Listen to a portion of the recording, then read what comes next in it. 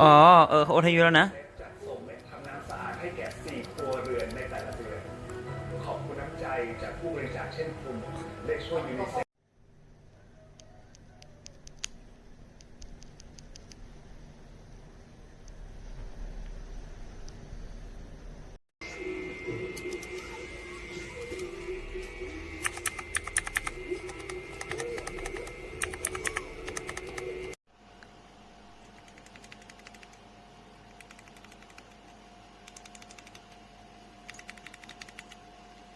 ทางการโซเชียลและล่าสุดตอนนี้ทั้งคู่ได้กำลังสร้างบ้านอีกหลังท่ามกลางบรรยากาศธรรมชาติรอบล้อมอย่างน่าอยู่สุดๆ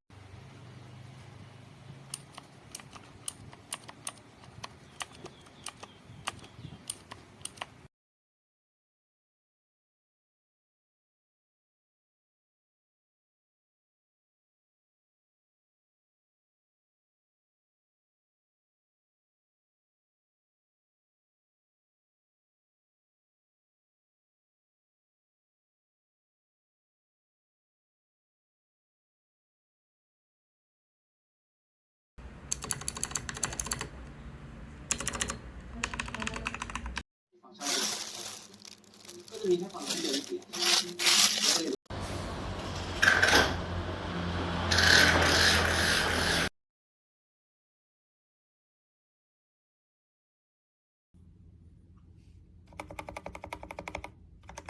อ้วกแน่เลยอะไรไหน